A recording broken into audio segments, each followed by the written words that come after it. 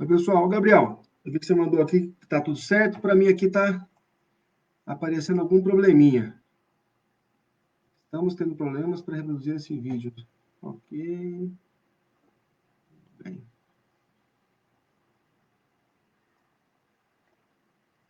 Só-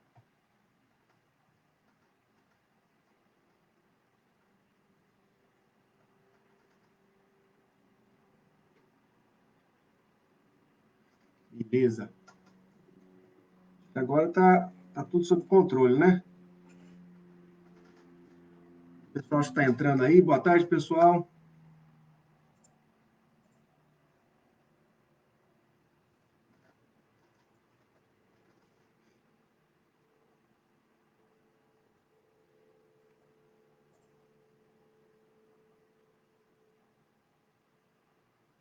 Então, beleza. O Gabriel aqui falou que conseguiu.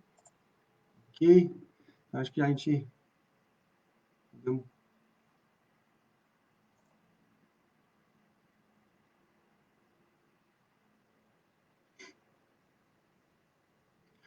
Gabriel, dá só uma mensagem para mim se está tudo certo. Porque para mim aqui a tela apareceu um probleminha aqui. Não sei se eu devo recomeçar de novo, para ficar mais garantido. Áudio e imagem ok. Então, beleza, Gabriel. Perfeito. Então, boa tarde, pessoal. É um prazer falar com vocês. O Pet, ele entrou em contato comigo para propor não, essa live, e aí aceitei de cara. Acho a, a a ideia é muito legal, nessa época que a gente está passando, um momento difícil, um momento ímpar, e aí poder conversar com vocês, mesmo que virtualmente, é bastante legal. Importante, acho também muito importante. O Gabriel, parece que ele já reproduziu aí no Facebook do PET, então provavelmente podem ter pessoas que eu não conheço, e aí gostaria então de me apresentar. Meu nome é Daniel Martinez, eu sou formado em Educação Física pela Universidade Estadual Paulista, Unesp, campus de Bauru, e também sou formado em Fisioterapia pela Universidade do Sagrado Coração, na cidade de Bauru, Bauru, interior de São Paulo. Vocês vão perceber aí pelo meu sotaque, eu sempre brinco com o meu sotaque. E aí eu fiz as faculdades, elas foram feitas juntas, e aí de 2000 a 2004, né? Vou me apresentar porque já vai nos colocar na discussão de hoje, treinamento físico e doença cardiovascular. Porque assim que me formei, eu fui para São Paulo, capital, para fazer uma especialização, um aprimoramento profissional no Instituto do Coração, no INCOR. E lá eu digo sempre que lá foi como se fosse uma terceira faculdade para mim, porque lá tive a oportunidade de conhecer o mundo à parte que conhecia pelos livros, e ali eu pude vivenciar aquele mundo do exercício físico aí para pessoas com doenças cardiovasculares, que a gente vai conversar mais na sequência. Mas antes mesmo de ir para o INCOR, estando ainda na graduação, eu sempre gostei, eu sempre gostei de. No início, confesso, eu entrei na educação física por conta do judô, queria ser professor de judô, e aí então fui buscar uma melhor formação para fazer educação física. Mas gostava muito da parte de reabilitação, naquela época uma reabilitação mais ortopédica, por conta também da questão de ser atleta de judô, enfim, algumas lesões, e aí fui fazer a fisioterapia. Mas no meio das duas graduações, foi quando eu me deparei com a possibilidade de exercício físico como uma forma aí de tratamento, né, uma ferramenta não farmacológica para tratamento de diversas doenças. E aí, então, por exemplo, o meu TCC da graduação foi efeito de uma sessão aguda de reabilitação pulmonar em pacientes com doença pulmonar obstrutiva crônica. Então, eles tinham doença no pulmão, tinham enfisema pulmonar e bronquite crônica. E o exercício físico para essas pessoas é fundamental, né? E aí, com todo o contexto, recebe o nome de reabilitação pulmonar. E não só o exercício físico, mas com outras ferramentas que são utilizadas. E quando fui para o INCOR, fiquei então um ano na especialização, no aprimoramento profissional, e aí então eu peguei e fiz como TCC da minha especialização o efeito do treinamento físico na frequência cardíaca de recuperação em pacientes com doença arterial coronariana. Opa, agora temos mais algumas informações aí. Às vezes as pessoas não entendem ou não sabem o que é isso. Primeiro, o efeito do treinamento físico, nós vamos conversar sobre ele. Treinamento físico aeróbio tradicional, na recuperação da frequência cardíaca. Isso significa que depois de um teste de esforço, a gente pode comentar mais e posso eventualmente fazer perguntas. Ó, um grande amigo meu aqui, ó, Tiago Coelho. Fala, Chico, tudo bem? E aí, é, eu peguei e fui averiguar. Quando a gente faz exercício físico, a frequência cardíaca sobe no teste de esforço, e depois que interrompe o teste de esforço, essa frequência cardíaca tem que cair. E quanto mais rápido ela cai, melhor é para o sujeito. E aí, então, nós vimos que o treinamento físico acelera essa queda da frequência cardíaca nesses pacientes que têm doença arterial coronariana. Opa, temos mais uma informação aí. A doença arterial coronariana, ela é, em sua maioria, representada aí por acúmulo de gordura na artéria coronária. E aí, então, aquela artéria coronária, ela irriga de forma insuficiente o próprio coração, levando essa pessoa a ter dor no peito, que é chamada angina pectoris, ou mesmo chegar ao infarto agudo do miocárdio, que é a morte, a necrose dessas células miocárdicas, né? Então, eu recém-formado, eu prestei a prova lá em São Paulo ainda, no meu último semestre de graduação, defendi o TCC já sabendo que iria para São Paulo, então não podia reprovar o TCC, Deus me livre, então deu tudo certo, fui aprovado no TCC e fui para São Paulo para fazer essa especialização, e lá aprendi muita coisa, que é muita coisa na prática, que a gente coloca a mão na massa, literalmente, com treinamento físico para diversos pacientes, desde pacientes com hipertensão arterial, pacientes obesos, pacientes com doença arterial coronariana, que nem essa que eu expliquei, que chegaram ou não a infartar, ou se não, o estágio mais avançado da doença cardíaca, que é a insuficiência cardíaca. Então, todas essas populações eu pude trabalhar e aplicar o treinamento físico nessas populações durante esse um ano. E terminei com esse TCC de efeito do treinamento físico na melhora da queda da frequência cardíaca pós-exercício, esses pacientes com doença arterial coronariana. Aí eu peguei e fiz, estava nesse meu último dia do aprimoramento, da especialização, eu peguei e perguntei para a professora Maria Urbana Rondon. Ela é uma professora, ela trabalhava no INCOR, hoje ela é docente da USP, lá da Escola de Educação Física e Esportes da USP, e perguntei para ela se eu poderia eventualmente cursar o doutorado, fazer pós-graduação em estrito sensu com ela. Ela falou que sim, e aí nós tínhamos que ver a questão de projeto, tem prova de inglês para passar, etc. Enfim, e aí então eu peguei e me inseri num projeto grande que tinha, e aí então com pacientes com infarto agudo do miocárdio. E aí então, para colocar a data aí, ó, graduação de 2000 a 2004, de 2005 a 2006 a especialização, em 2007 entrei no doutorado, né?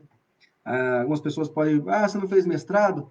Lá no INCOR, no Instituto do Coração, não tem mestrado, então eles têm só doutorado, e eles fazem uma análise do currículo e uma análise aí do projeto, para saber se aquele candidato tem condição de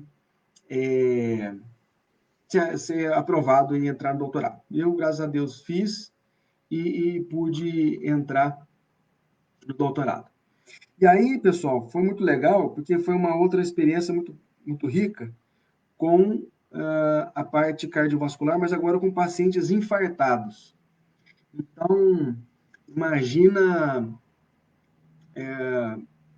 uma pessoa na sua casa, está vivendo normalmente, é lógico que provavelmente ela vai ter os fatores de risco, a gente vai conversar. Então, até podemos já conversar sobre isso. Quais são os fatores de risco que levam a pessoa à doença cardiovascular? A pessoa que é diabética, então, diabetes, a hipertensão arterial, a dislipidemia, o aumento dos lípides sanguíneos, né?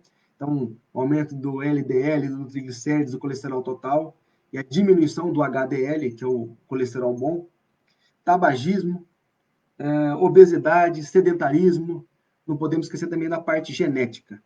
Todos esses fatores, normalmente eles estão em conjunto, né? A pessoa não é só obesa, ela é obesa, dislipidêmica, ela é hipertensa, você pega ela e aí ela não se cuida por um tempo da sua vida e aí então culmina esse acúmulo de placa de gordura na coronária, na artéria coronária e eventualmente ela pode levar o sujeito ao infarto do miocárdio. Então, essa é a explicação mais resumida aí sobre a fisiopatologia da doença arterial coronariana, levando para o infarto. Que dentre as doenças cardiovasculares, talvez seja a mais famosa, mas não é a única. Vou tentar conversar sobre algumas que nós temos, inclusive a insuficiência cardíaca, mas talvez o infarto seja a mais famosa, a mais comum. Aí, imagina só, eu no hospital, no estudo do coração, e uma vez você no hospital é legal, pessoal, porque te dá uma vivência de conversar com médicos, e aí tem um médico que é específico no teste ergométrico, que sabe fazer o teste ergométrico, mas tem um médico específico que é do ecocardiograma, sabe aquele exame de imagem que se faz do coração para ver o tamanho das câmaras ventriculares, espessura de parede de ventrículo e etc. Aí tem médicos que são específicos de arritmia. Então, a gente vai aprendendo muita coisa. Não é que o doutorado que eu fiz, ele é um doutorado em cardiologia. É um doutorado em ciências, área de concentração, cardiologia. Então, a gente aprende muito. Eu aprendi muito, sou muito grato ao INCOR.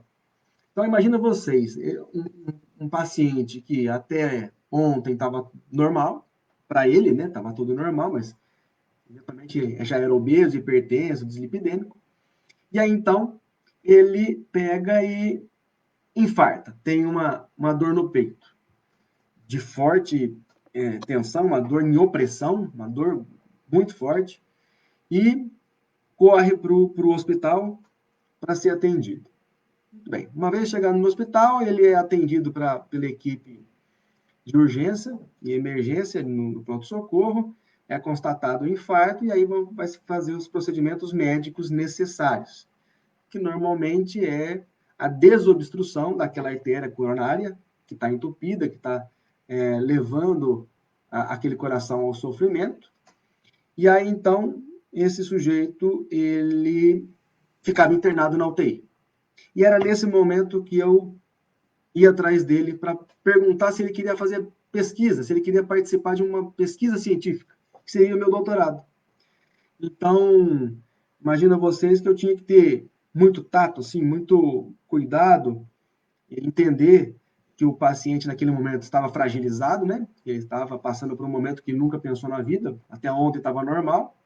Repito, com todos os fatores de risco que provavelmente eles tinham e eles tinham. Mas estava uma vida normal. E hoje ele está acamado, passando por um processo hospitalar para poder desobstruir a artéria coronária e aí então poder seguir sua vida. E aí, então, chega lá um caipira de Bauru, com essa formação que eu falei para vocês, para convidá-lo para participar de um projeto de pesquisa. E aí, eu perguntava para ele, vou colocar em nome hipotético, o seu José. Ô, seu José, o senhor gostaria de participar de um projeto de pesquisa, de uma reabilitação cardíaca, de um treinamento físico? Aí, mas o que é isso? Aí eu tinha que explicar para ele. Então, vou explicar para vocês como é que nós fazíamos no meu doutorado. A gente pode trocar ideia. Eu falava, senhor José, se o senhor quiser, nós vamos fazer uns exames no senhor agora, durante a internação hospitalar. O senhor vai sair de alta. Daqui um mês, o senhor volta para cá, mas com tudo agendado, nós vamos fazer de novo os exames no senhor.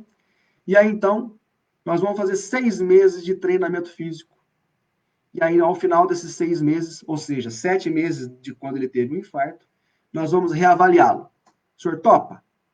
Não tem custo nenhum, o senhor não vai pôr a mão no bolso, é pesquisa científica, não tem custo.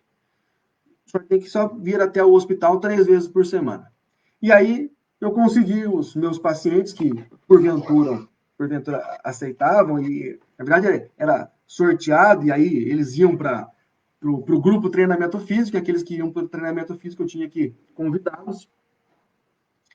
E aí, então, uma vez convidados, eles vinham para fazer o treinamento físico com a gente. E aí, como é que nós vamos fazer um treinamento físico para paciente que recém-infartado? Como é que a gente faz isso? Nós precisamos, pessoal, nesse momento, lembrar da fisiologia do exercício.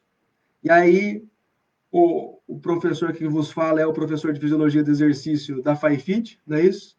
Então, aqueles conteúdos que nós conversamos na disciplina de fisiologia do exercício, elas são extremamente essenciais, né? Precisa saber de fisiopatologia. O que é isso? Eu preciso saber da doença. O que é essa doença que eu estou propondo que o treinamento físico vai melhorar? O que essa doença causa no coração ou no resto dos outros órgãos e sistemas? Como que o treinamento físico pode alterar isso? Então, eu preciso entender da fisiopatologia daquela doença, juntar a fisiologia do exercício para montar o treinamento físico daqueles pacientes. E aí, então, depois de uma avaliação, de uma liberação médica, com uma consulta clínica ao cardiologista, e depois de fazer um teste de esforço, e aí é muito importante que essas pessoas com doença cardiovascular façam um teste de esforço. E aí, qual que é o teste de esforço, professor? O teste de esforço, eu estou falando aqui, é o teste ergométrico ou o teste ergospirométrico. O teste ergométrico é que a gente faz na esteira ou na bicicleta, com eletrocardiograma, medindo a pressão arterial a cada 2 minutos. Então, é um teste que o médico aplica no seu paciente, né? Ou o teste ergospirométrico. Também tem o eletro no peito, tem a pressão arterial sendo medida, mas aí tem análise metabólica, tem análise dos gases que estão sendo inspirados e expirados. Então, eu consigo mensurar o consumo de oxigênio, quanto de oxigênio meu corpo está consumindo, quanto de CO2 ele está produzindo, qual a ventilação que eu estou naquele momento, é um teste progressivo máximo. E aí, então, baseado nesse teste, com o resultado desse teste, aí eu bolava aí a prescrição do treinamento físico. Porque a prescrição do treinamento físico, para essa população com doença cardiovascular, aqui eu vou fazer um parênteses. A gente faz, vocês, acho que acredito que muitos aqui são ex-alunos ou alunos ainda da graduação. Estou vendo aqui, o Pedro Belei está mandando um abraço aqui. A graduação nos dá a base.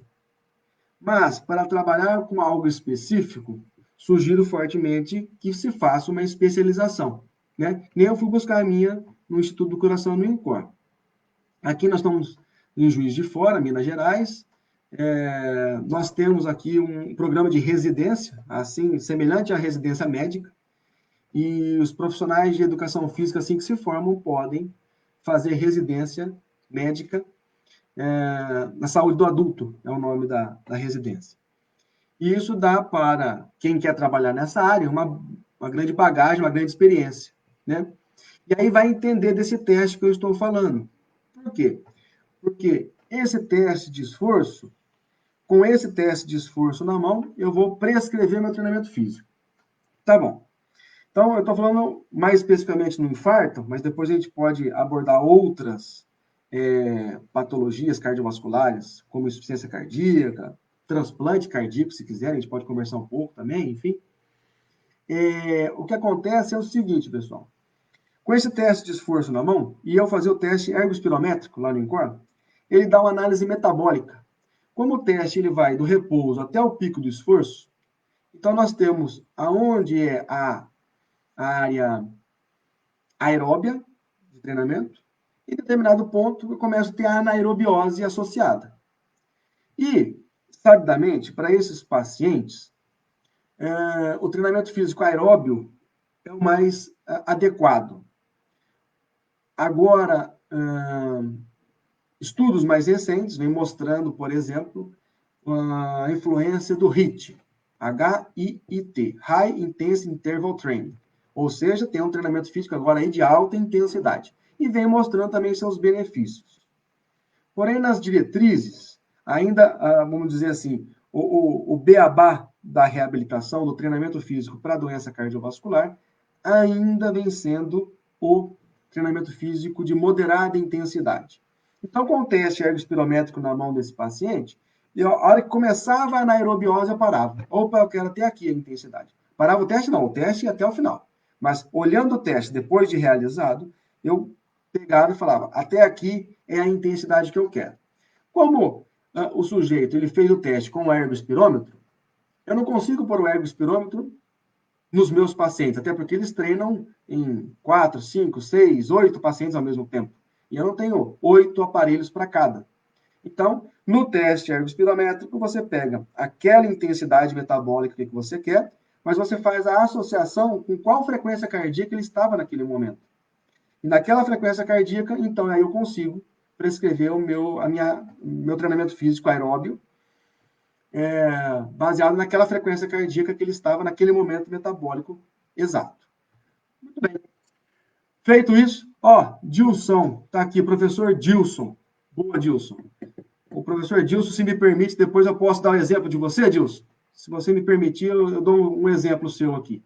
Mostramos até em congresso o seu exemplo. Se me permitir, eu repito aqui rapidamente para quem não conhece. Então, com esse teste em mãos, nós prescreveríamos. Então, vamos supor, naquele ponto metabólico que eu queria, não queria chegar na anaerobiose, o paciente estava com 130 batimentos por minuto, né?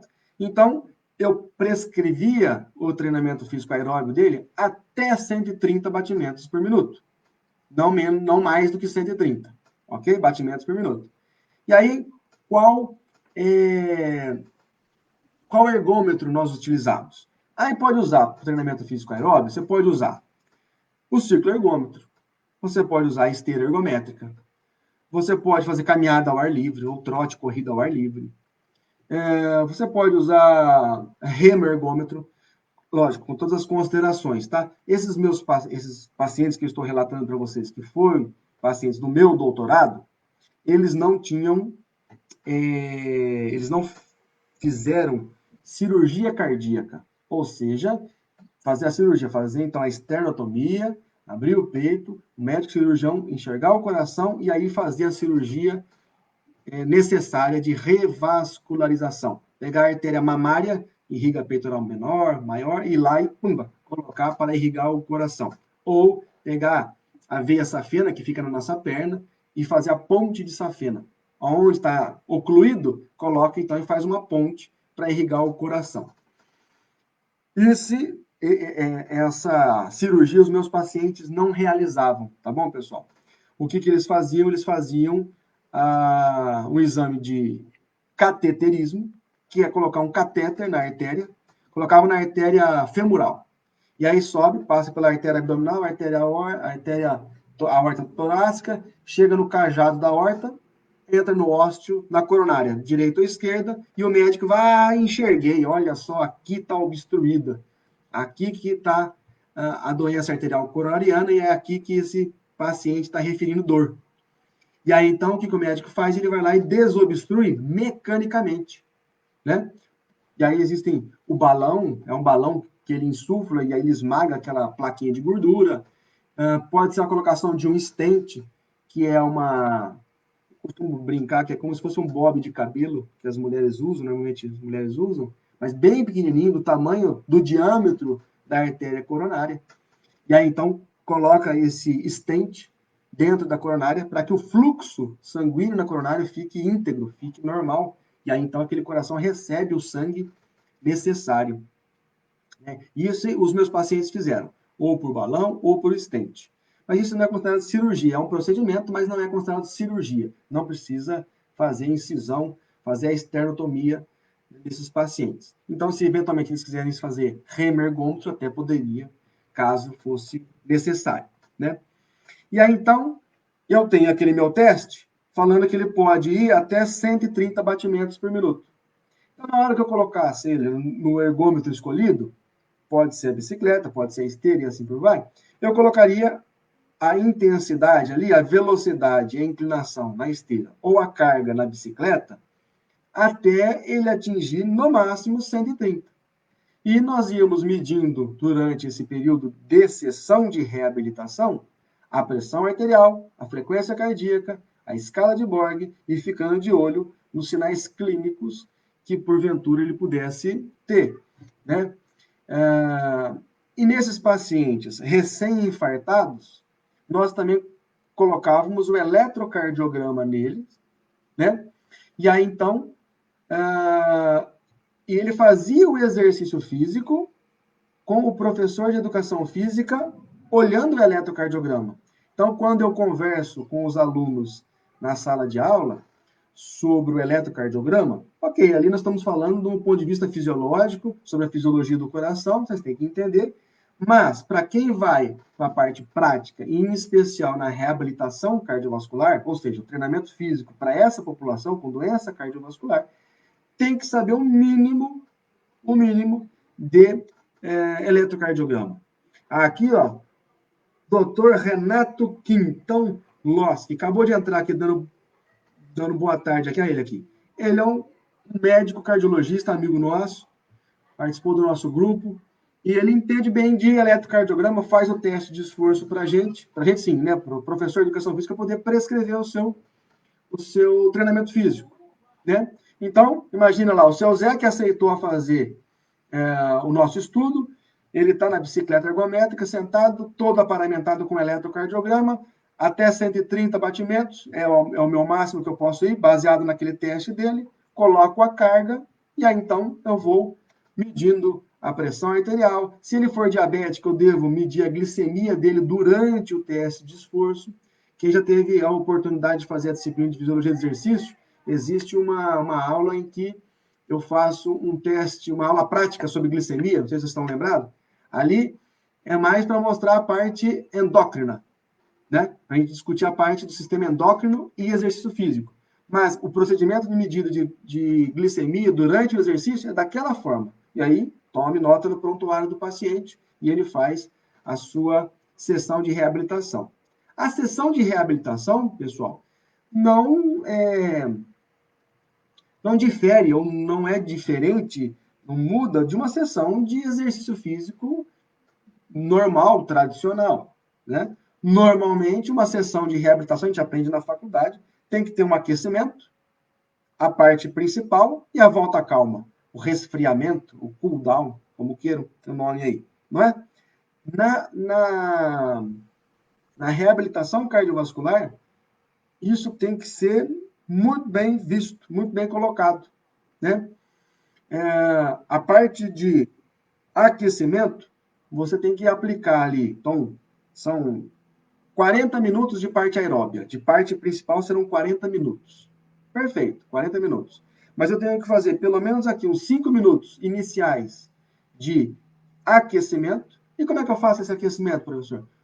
Essa pessoa que está fazendo em bicicleta, pedala na bicicleta sem carga, né? E aí, fechando esses 5 minutos, você vai lá e começa a aumentar a carga que você ajustou baseado no teste ergométrico ou teste ergospirométrico que esse paciente fez. Muito bem. E aí ele permanece naquela carga pelos 40 minutos. Terminando esses 40 minutos, a gente vai retirando a carga gradativamente e entramos no momento de resfriamento, né? E aí, então, eu tiro a carga devagar. Se vocês tiverem interesse, aqueles que tiverem, e quiserem me pedir, mandar um e-mail, procurar, nós publicamos um artigo científico há tempos atrás, na revista de Cardiologia do Estado de São Paulo, uma revisão que nós fizemos, e nessa revisão nós mostramos quais cuidados e a fisiologia do exercício que está por trás dessa situação de fazer um bom aquecimento, desaquecimento.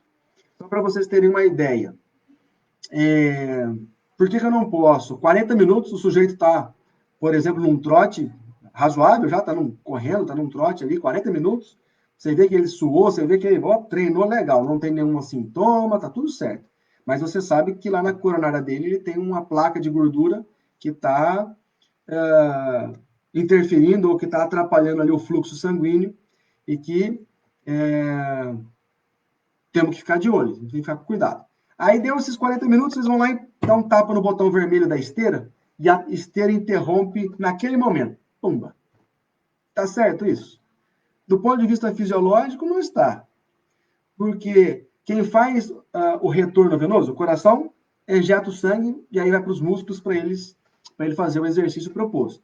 Mas quem faz o retorno venoso, aí é a contração da musculatura periférica, que faz o movimento de bomba. Perfeito? E aí, então, você vai lá e dá um tapa no botão vermelho, interrompe de uma vez aquela sessão, finaliza aquela sessão de uma vez, sem fazer o resfriamento, o coração vai continuar mandando sangue para a periferia, mas a bomba periférica, que é o músculo que ajudava no retorno venoso, não está tendo, porque ele está parado, agora a esteira parou. Garanto a vocês que esse sujeito pode ter uma queda pressórica e pode ter uma tontura e pode desmaiar na sua frente, pode ter uma síncope na sua frente. E em algumas vezes já vi isso acontecer, e é lógico que a gente não deixa acontecer, faz o resfriamento, ou mesmo fazendo o resfriamento, às vezes os pacientes relatam que estão com tontura, algo do tipo, e aí então a gente entra com algumas manobras necessárias, do tipo deitar o paciente ao solo, levantar as pernas acima da cabeça, enfim, existem algumas técnicas que a gente utiliza para que o paciente não venha a sincopar, não tenha síncope, né? Mas você vê, você é aluno de educação física, ou alguns aqui formados em educação física, né? E aí você pega e interrompe o seu treinamento, aquela sessão abruptamente, tem que tomar cuidado. Algumas pessoas me perguntam, professor, mas e o HIIT, em que a pessoa corre numa determinada intensidade, alta intensidade, aí a parte de baixa intensidade não diminui a velocidade, a pessoa pula fora da esteira, aí depois volta para a esteira, aí pula fora da esteira. Pode fazer com quem está em reabilitação? Tem estudos que mostram que o HIIT tem as suas vantagens com relação ao exercício físico aeróbio contínuo, que é esse que eu estou falando para vocês que eu fiz no meu doutorado. Mas, tudo é questão de ajuste. Aquele paciente, ele já fez o contínuo, ele não consigo mais avançar, não consigo mais benefícios com o contínuo, então está na hora de lançar mão de algumas estratégias, por exemplo, o HIIT. Legal, vamos fazer. Tenho segurança para isso, do ponto de vista cardiovascular, ele está com teste em dia, eu vou conseguir fazer? Ele tem capacidade motora de ficar nesse pula dentro, pula para fora, pula na esteira, pula para fora ou não? Vamos diminuir a velocidade, aumentar a velocidade, enfim. Preciso colocar na balança se isso é bom ou se isso é ruim. Né? Vai trazer mais riscos ou mais benefícios para o meu paciente? Eventualmente, nós podemos utilizar e lançar mão disso. Mas tenham em mente que ele pode sentir alguma coisa. Se ele sentir alguma coisa, pode ser uma queda pressórica bem na hora do intervalo. Temos que tomar cuidado, tá bom? O Iralto também entrou aí. Grande Iralto, um abração. E aí, foi assim que eu fiz, então, o meu doutorado, aplicando esse treinamento físico, de segunda, quarta e sexta, nos pacientes infartados, lá do Instituto do Coração. E aí, então, comparei um grupo que tinha feito essa reabilitação com um grupo de pacientes que não fez a reabilitação com a gente, lá dentro do hospital, e que apenas seguiu as orientações médicas tradicionais, o tratamento dele convencional, clínico, tomando os medicamentos necessários, lógico, todos os dois grupos, restrição com a ajuda da nutrição, com restrição aí de consumo de sódio, de lipídio, enfim. Mas um grupo fez o treinamento físico. E nós mostramos excelentes resultados, né? Nós mostramos um aumento do consumo de oxigênio, que quanto maior o consumo de oxigênio, meu maior VO2 máximo, quanto maior, melhor. Existem vários estudos que mostram quanto maior o VO2, vamos dizer assim, mais a pessoa vive, menor é a mortalidade. Eu sei que todo mundo só morre uma vez na vida, ok? Só que ao invés de morrer hoje, eu morro lá na frente mais velho, tá bom? Então, eu consigo, com o VO2, esse benefício. O outro benefício do meu doutorado foi a questão aí da parte autonômica. Aí quem fez aula comigo lembra do sistema nervoso autônomo e exercício, que eu bato bem na tecla, que é muito importante. O sistema nervoso autônomo, ele coordena por exemplo, nossa respiração, batimento cardíaco, sem mesmo a gente querer, ele vai automaticamente coordenando isso para a gente. Peristaltismo, intestino, a gente, sei lá, sai no sol, pupila contrai, vai no escuro de lá dilata, tudo isso quem faz é o sistema nervoso autônomo. E o sistema nervoso autônomo do paciente infartado é ruim. E falei para vocês que com 6 meses, né, ia ser o treinamento dele, né? Com 2 meses de treinamento, esse sistema nervoso autônomo desses pacientes já estavam igual de um indivíduo que não infartou, da mesma idade. Então, um sujeito de 60 anos que infartou ficou igual a um sujeito de 60 anos que não infartou. Né? Ou seja, o que ele tinha de ruim, com o treinamento físico nós conseguimos consertar. Isso do ponto de vista autonômico. Se eu der o nome na variável, por exemplo, atividade nervosa simpática muscular. Nossa, que nome chato. É atividade simpática. Lembra que tem a simpática e a parasimpática? A simpática aumenta a frequência cardíaca, por exemplo. Ela é arritmogênica, ela causa arritmia no coração. Ela, exageradamente, no paciente, é ruim. Com o treinamento físico, nós, reduzimos e deixamos ele igual a de um sujeito que nunca infartou na vida. Então, nós tivemos alguns benefícios e publicamos esse estudo. Quem tiver interesse e quiser marcar o meu e-mail, ou por aqui mesmo, pelo Facebook, me mandar aí uma mensagem aí, e eu passo os artigos que vocês quiserem, por exemplo, esse do meu doutorado. Tá? Olha o Gabriel dando risada. Quem faz exercício morre menos. É estranho falar assim, Gabriel, mas a nomenclatura científica parece que morre menos, tá? Todo mundo morre uma vez na vida, mas se fizer exercício vai morrer talvez lá na frente, vai morrer mais para frente. Quem não faz exercício, a probabilidade de morte aí aumenta e morre mais rápido, vamos dizer assim, tá bom? Beleza, pessoal. Então, esse é o treinamento físico que nós fizemos. Ao final da bicicleta, resfriamento, e aí, então, pegava esse paciente, nós íamos fazer exercício resistido. Nada muito complexo, exercícios multiarticulares, com cargas e anilhas baixas, ou até mesmo com um elástico, Teraband, por exemplo, enfim. E aí, então, ele fazia um exercício para resistência muscular localizada. Tá? Estou falando o sujeito que infartou e que está... A Adriana está aqui também. Que legal, Adri. Vive mais, com certeza, Adri. Então, eu estou falando que o exercício... meu pai também está, pessoal. Meu pai está online aqui. Beijo, pai. Aí, esse paciente saiu da bicicleta, nós, então, vamos fazer exercício de resistência muscular localizada. Fazíamos 2 a 3 séries para grandes grupamentos musculares, porque se a gente pegar os artigos científicos, eles pedem para que, além do aeróbio, a gente faça também um exercício resistido como complemento, que isso é importante para algumas situações que com o aeróbio, às vezes, a gente não consegue melhorar, ou melhorar mais. Do tipo, hipertrofia muscular, força muscular, a gente precisa mais do treinamento resistido para essas finalidades, né? Então, fazíamos o treinamento resistido. Terminou o resistido, nós fazíamos, então, um alongamento e relaxamento, né? Aí o alongamento tradicional, sem, normalmente, o alongamento estático, tá? Sem ser o balístico ou qualquer outro facilitação neuromuscular proprioceptiva, enfim. O estático tradicional, para grandes agrupamentos musculares também, dependendo da pessoa que fica na bicicleta, alguma tensão, de repente alongar trapézio, além, lógico, dos membros inferiores. E aí, esse paciente agora sim estava liberado. Seu Zé, o senhor fez a sessão de hoje, o senhor está liberado.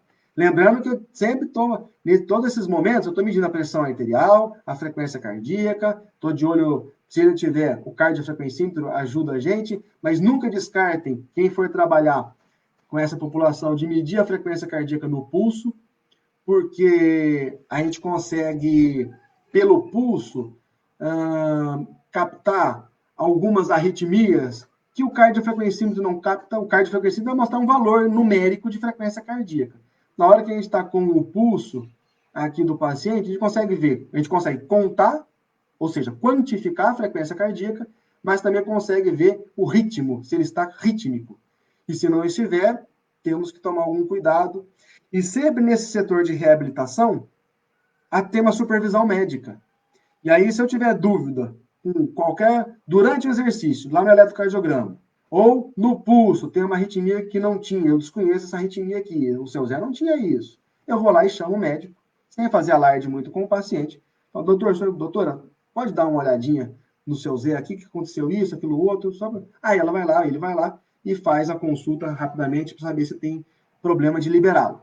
Não tendo, está liberado, seu Zé, então hoje está feita a sessão. E assim repetimos essa sessão por 6 meses. E aí os resultados foram esses que eu falei para vocês, o aumento de VO2, normalização da atividade nervosa simpática, entre outros fatores, tá? Ó, minha mãe também entrou. Beijo, mãe. Aí tudo bem, pessoal. Então essa é a doença arterial coronariana. Mas no treinamento físico ele é recomendado também, por exemplo, para pacientes com insuficiência cardíaca. Os pacientes com insuficiência cardíaca, eles são pacientes mais graves, são pacientes que, por diversas etiologias,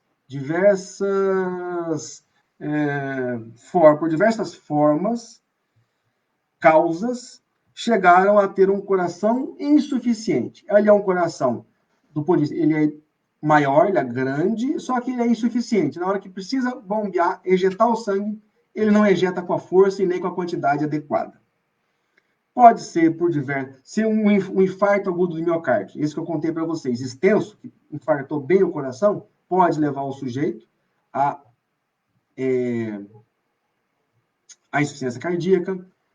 No nosso país, nós temos uma área endêmica de doença de Chagas, tá aí o mosquito barbeiro vai lá, pica, o sujeito deposita Chagas, e aí a pessoa pode ficar com o coração grande, é a doença de Chagas.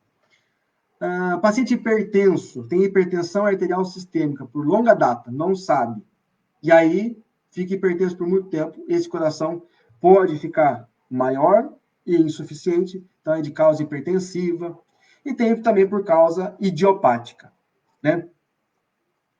E aí, esse paciente, ele tem um VO2 muito baixo, ele tem um consumo de oxigênio muito baixo, e aí o treinamento físico, a reabilitação cardiovascular é essencial para esses pacientes. Esses pacientes têm que fazer exercício físico. É lógico que se eles estiverem eles estão bem, daqui a pouco eles tomam até um conteúdo a mais de líquido, pode afetar essa população, e aí ele descompensa, é o nome clínico, descompensou. né? Ficou com falta de ar, ficou dispneico, aí então leva para o hospital, às vezes pode ficar internado ou não, enfim, faz a medicação, otimiza a medicação, utilizar as doses máximas daqueles remédios ou todos os remédios necessários e a pessoa fica internada. Se essa pessoa internada for fazer exercício físico durante a internação hospitalar, recebe o nome de fase 1 de reabilitação, e normalmente quem faz aí é o fisioterapeuta, né? Que é naquela internação hospitalar, a fisioterapia atua ali. Essa pessoa saiu de alta, teve alta hospitalar e falou que ia fazer a reabilitação dentro do hospital. Aí chama-se fase 2, tá? Pode ser feito em hospital ou em clínicas especializadas. E depois a fase 3 e a fase 4 de reabilitação.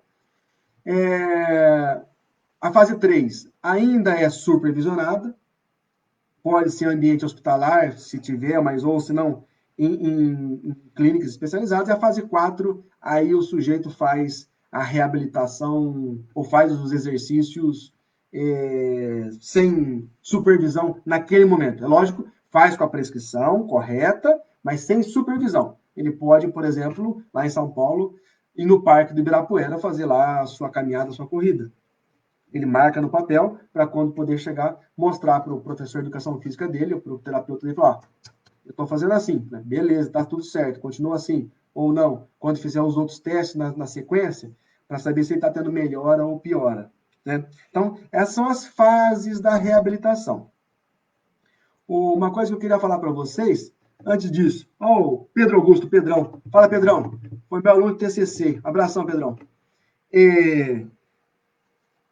Onde que eu vou conseguir as informações sobre como treinar cada doença cardiovascular, ou infarto do miocárdio, insuficiência cardíaca, ou transplante cardíaco, ou como treinar os pacientes que têm fatores de risco, ele é hipertenso, ele é dislipidêmico, ele é diabético, se juntar tudo, ele fica com síndrome metabólica, é o nome correto. Onde que eu encontro essas regras, essas dicas, essas informações, como queiram? Aí, pessoal, vocês têm que ler as diretrizes. Normalmente, para essas que eu falei, existem as diretrizes da Sociedade Brasileira de Cardiologia. A Sociedade Brasileira de Cardiologia, ela, não digo que anualmente, mas de tempos em tempos, ela vem atualizando ou criando novas diretrizes sobre tudo isso que a gente falou. Então, vai ter uma diretriz de tratamento da hipertensão. Lá vai ter a informação para o médico, de quais medicamentos, quais classes medicamentosas ele vai dar, assim, assado, beleza, qual frequência, enfim, todas as informações médicas. Tem a informação nutricional, o que deve ser feito, nutricionista, tem que ser feito para aquela população hipertensa. E vai chegar um momento lá que vai falar do treinamento físico. E aí é uma informação específica para nós, professores de educação física. Ou, enfim, fisioterapeutas que trabalham também com essa população, não tem importância. Então, são as diretrizes. Fiquem atentos. Se vocês entrarem no site da Sociedade Brasileira de Cardiologia, logo no começo eles perguntam se você é paciente ou se você é um profissional. Põe lá que você é profissional e aí você vai procurar no site, vocês vão ter acesso às diretrizes, né? Eu vou até lembrar de uma aqui, ó. Agora, em 2020, nós tivemos a publicação da diretriz de cardiologia do esporte, cardiologia do esporte é de 2019 e tem uma diretriz brasileira de reabilitação cardiovascular 2020. Nós temos uma diretriz sul-americana de reabilitação cardiovascular e ela é de 2000 e já vou falar para vocês aqui, ó, 2000 e Pera, já falo para vocês já. Ela não é tão antiga, não. É a mais nova, 2014 ou 15, se não me falha a memória. 2014. Então, você tem que pegar essas diretrizes para poderem ler e entender para aplicar no seu paciente, ou no seu aluno, no seu personal, assim, enfim, o que você estiver trabalhando. Né? Às vezes a gente pega um personal que eventualmente ele quer eu quero hipertrofia muscular, eu quero parte de estética, enfim, ok, é o que ele quer. mas ele é hipertenso, ele é dislipidêmico, ele tem outros fatores que talvez tenham que ser o foco ser direcionado primeiro, para depois ir para um foco mais de hipertrofia ou qualquer outra necessidade mais estética. Estou chutando, mas, enfim, a estética não deixa de ser importante dentro das suas características, enfim, deixa de ser importante. Mas, então, como é que vocês vão saber disso? Tem que ler essas diretrizes. Ou, se não, sugiro fortemente que vocês leiam, por exemplo, esse livro aqui, ó. É um livro de cardiologia do exercício, do atleta ao cardiopata, ok? E esse livro aqui, ele foi escrito pela Unidade de Reabilitação Cardiovascular e Fisiologia do Exercício. Essa unidade de reabilitação cardiovascular e fisiologia do exercício é aquela unidade lá no Instituto do Coração onde eu fiz meu doutorado, né? E aí aqui, se vocês pegarem esse livro para ler, aqui tem um resumo, vamos dizer assim, ou os capítulos que abordam desde dislipidemia. Se a gente fizer treinamento físico, a gente diminui o colesterol total, a gente diminui o LDL. A gente pode aumentar o HDL, que é o bom colesterol? Até pode, mas para aumentar HDL tem que ser, tem que treinar muito, tem que ser atleta, tem que fazer de alta intensidade, ok? Aqui fala sobre o teste ergométrico, como é que eu devo interpretar um teste ergométrico, um teste ergospirométrico. Pegar esse teste, então, e prescrever o treinamento físico para hipertensão, diabetes, obesidade, síndrome metabólica, para o infarto, para a insuficiência cardíaca, para o transplante cardíaco, está tudo aqui. Então, eu recomendo fortemente que vocês leiam, ou que tenham esse livro, compre aqui, ó, esse livro. E aí, não estou ganhando nada da Manoli, enfim, só tenho um carinho especial porque é um livro criado, escrito na unidade de reabilitação, lá do Incorda, onde eu estudei, e eu mesmo aqui tenho 2 capítulos escritos nesse livro aqui, sobre fisiologia do exercício e sobre infarto, tá? Então, fica a dica para vocês aqui. E tentando levar aí a nossa conversa mais para o final, até para perguntas para quem estiver nos assistindo. Minha tia Rose também entrou. Beijo, Rose. Seguinte, aqui na UFJF, quando estou fazendo doutorado, terminei em 2011. Prestei ao concurso em 2012 e em 2013 entrei aqui na UFJF. Desde então, sou professor de Fisiologia do Exercício, da FAEFID, de pesquisa e de musculação. Ok. E na pós-graduação, eu sou responsável por uma disciplina que é de efeito do treinamento físico na fisiopatologia cardiovascular. Justamente sobre esse cenário que a gente está conversando agora. E uma vez na pós-graduação, nós estamos com algumas pesquisas que eu queria relatar com vocês para mostrar, olha, um professor de educação física pode trabalhar nessa vertente ou nessa área. Eu queria comentar com vocês. Por exemplo, um paciente do INCOR, senhor Olavo, vou lhe dar um exemplo aqui, ele acabou de entrar aqui, mandou um abraço no nosso chat aí, ó, um paciente nosso lá do INCOR, como ele entrou aqui, falou, abraço do cobaia, ele foi paciente nosso, foi voluntário na nossa pesquisa, e aí tem o contato com ele até hoje. Grande abraço, Olavo. Então, aqui na UFJF, na FAEFID, o que nós estamos fazendo do ponto de vista de treinamento físico e doença cardiovascular, né? Em especial, no infarto do miocárdio, na insuficiência cardíaca, nós não estamos atuando diretamente, até porque o setor de fisioterapia lá do HU, ele contempla o treinamento físico, a reabilitação para essa população. Ok? Então, eles treinam lá, nós estamos em contato para que, quando o paciente saia daquele setor de reabilitação, passe para o nosso setor de reabilitação. Mas nós estamos com algumas pesquisas, estamos fazendo algumas pesquisas. Por exemplo, tem paciente, hoje nós fizemos uma parceria grande com o pessoal da hepatologia do HU, e esses pacientes têm cirrose hepática. Então, essa cirrose hepática é um problema no fígado, e aí vamos estudar o fígado, vamos estudar a fisiopatologia daquela doença, e aí então muitas das vezes esses pacientes eles têm aumento de gordura no fígado. São pacientes obesos com o fígado com gordura. Aí tem a esteatohepatite ou esteatose hepática, lá no final levando a cirrose hepática. Mas nós estamos agora fazendo treinamento físico nesses pacientes para ver se a gente consegue reverter de alguma forma esse quadro de aumento de lipídio ou de gordura no fígado, tá bom? Então,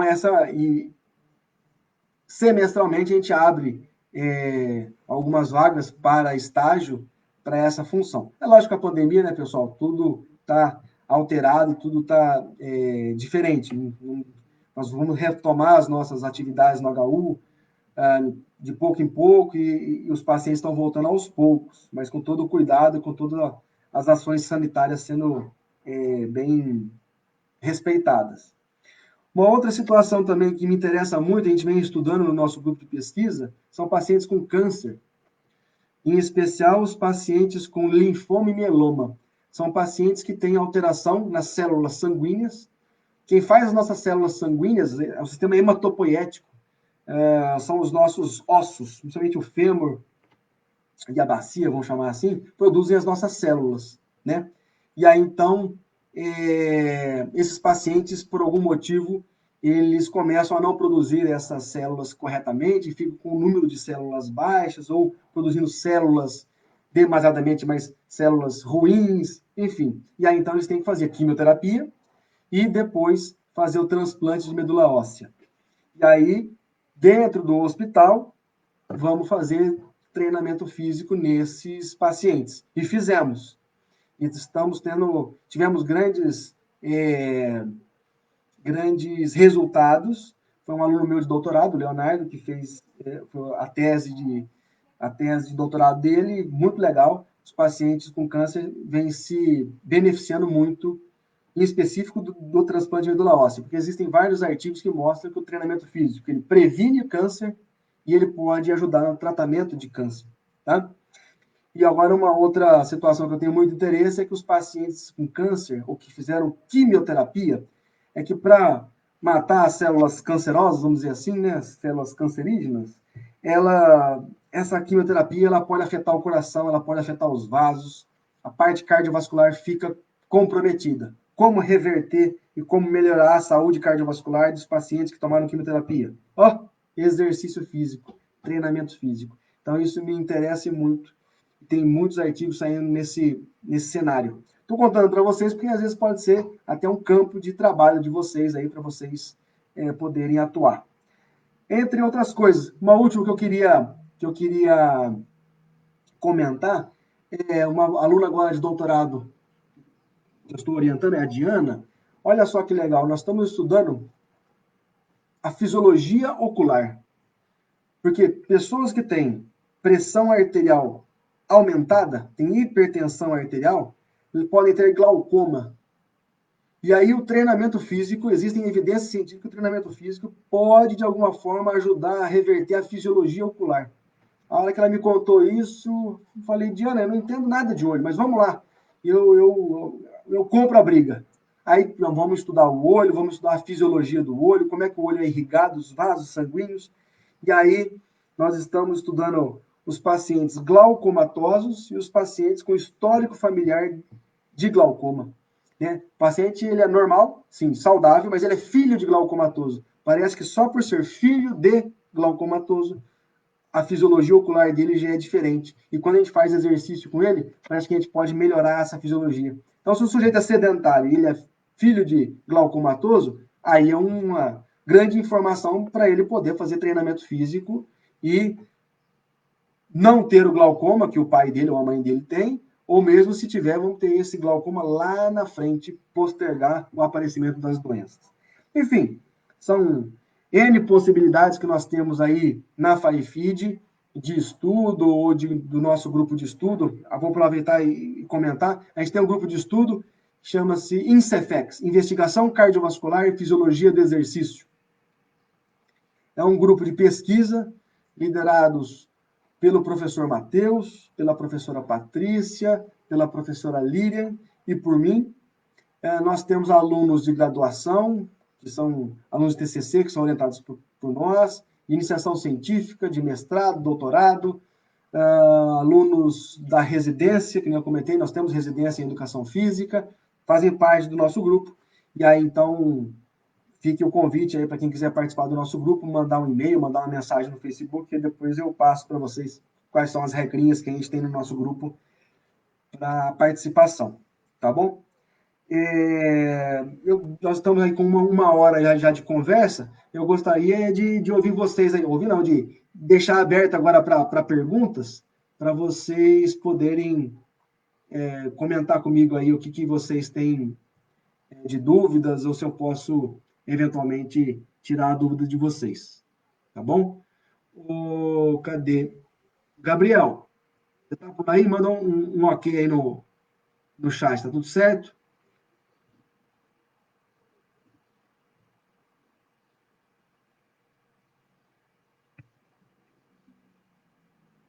Se alguém tiver alguma dúvida, alguma pergunta, alguma curiosidade, é só escrever no nosso chat aí que aí a gente consegue, de repente, responder.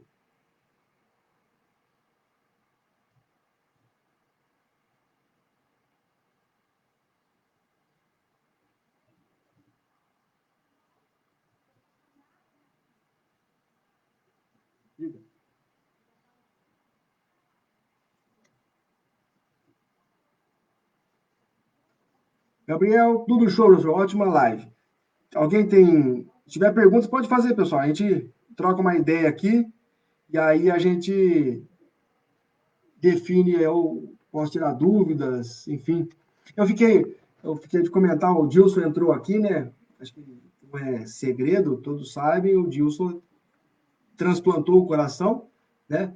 E aí também ele é candidato a fazer exercício físico. Ele tem que fazer exercício físico para manter a sua saúde cardiovascular. E aí, no caso do transplante, a minha esposa Patrícia, ela é craque nesse assunto, mas antes de receber o coração, antes de receber o órgão, o sujeito tem que fazer reabilitação para ficar com o seu organismo ali saudável, o mais saudável possível, o mais pronto possível para receber o coração e depois que recebe, fazer a reabilitação e manter a sua atividade física habitual, né? O Gilson vem fazendo aí as suas atividades, né? Se alguém tiver alguma pergunta, manda aí, do contrário, a gente encerra por aqui. Mas fico no aguardo.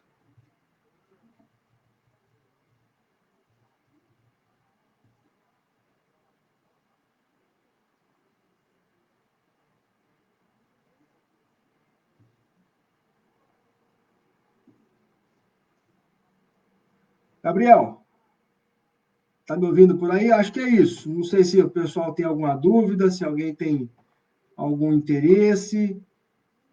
Se tiver, enfim, não quiser mandar por aqui, manda depois mensagem, pode ser pelo Facebook mesmo. E aí a gente encerra. Ó, vi aqui uma pergunta do Leandro. Grande abraço, Leandro. O exercício isométrico pode ser aplicado para cardiopata hipertenso? Leandro, seguinte, aí estou falando com o professor de fisiologia do exercício. O exercício isométrico, ele aumenta a pressão sistólica e diastólica agudamente, né? Ele aumenta os dois. Agora, você vai ter que dosar a mão, ele não é proibido fazer não, tá? Só que você vai ter que dosar a mão nas variáveis que faz com que esse exercício isométrico aumente demais a pressão arterial. Do tipo, carga é uma delas, não é? Tempo em isometria, massa muscular envolvida nessa isometria. São três fatores importantes que, se você colocar muita carga numa massa muscular envolvida muito grande e por muito tempo, fica aí 5 minutos em isometria, a pressão vai lá em cima. E é isso que a gente quer? Um pico pressórico exagerado num paciente já hipertenso? Não, não é o que a gente quer. Então, tem que dosar a mão. Não é proibido fazer. você tem que ver se realmente é necessário fazer aquela isometria. Dá para trocar por fazer isotônico? Não, eu quero fazer isométrico por conta disso, disso, disso. Tá bom, me convenceu. Vamos ajustar, então, para esse paciente. Vamos diminuir um pouquinho mais, diminuir a carga, vamos fazer um tempo mais curto. De repente, ao invés de fazer bilateral, eu faço unilateral. Sabe? Eu ajusto para aquele paciente. E é possível fazer assim. Não é proibido, não, tá? Só vamos tomar cuidado com as respostas cardiovasculares que o exercício isométrico sabidamente tem. Ele aumenta a pressão sistólica e diastólica. Tá bom? Espero ter te respondido. Alguém mais tem alguma dúvida?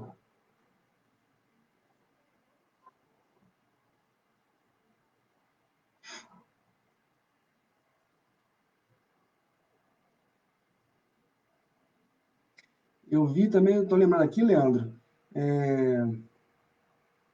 se eu não me engano, tem até artigo científico mostrando exercício isométrico, se não me engano, era de hand grip, mostrando diminuição de pressão arterial também.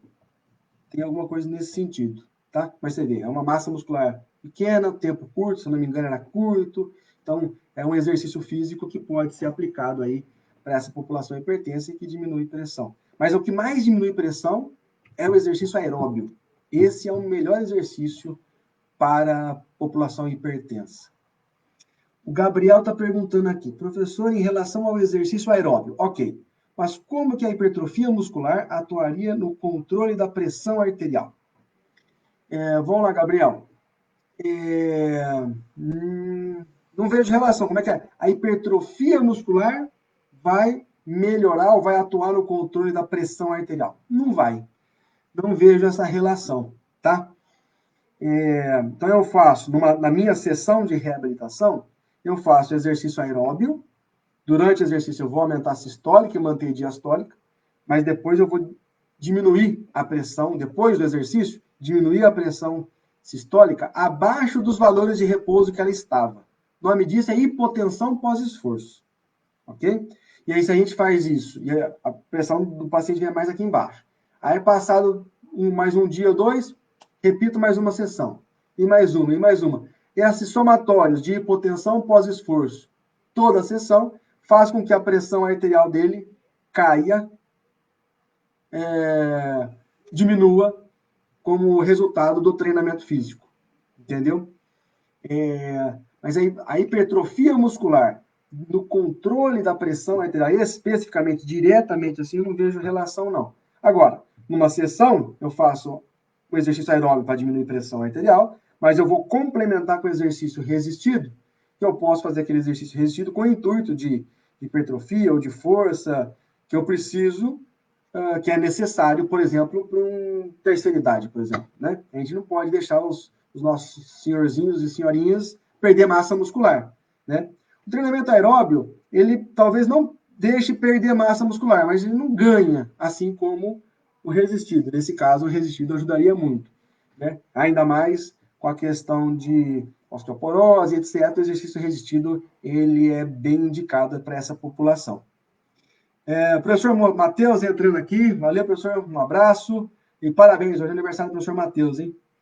Deixa eu ver, Leandro. Tem alguns. Fiz no mestrado um programa de 6 exercícios. E, se eu entendi bem, Leandro, você está falando que você fez um programa de 6 exercícios isométricos, não é isso? Mostrando aí a eficácia ou a eficiência do exercício isométrico na diminuição de pressão arterial dos pacientes hipertensos, é isso?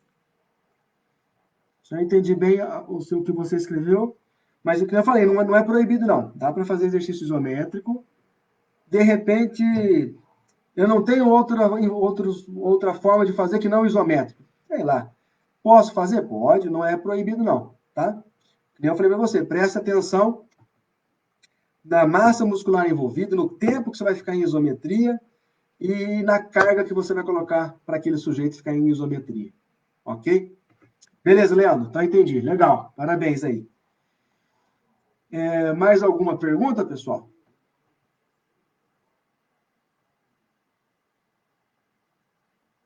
Fico à disposição aqui. Eu falei, eventualmente agora não vem a pergunta à cabeça para fazer, mas se quiserem, pode me mandar mensagem no Facebook, ali, como quiserem aí, ou o meu e-mail, não sei se conseguem anotar, é danielgmartinez com z, @yahoo.com.br.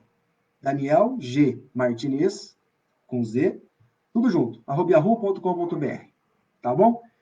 E @Daniel G. Martinez no Instagram, Facebook é isso que nós estamos falando agora, e também tem o nosso grupo de pesquisa que é @Incefex, Inc, I-N-C, FEX, F-E-X.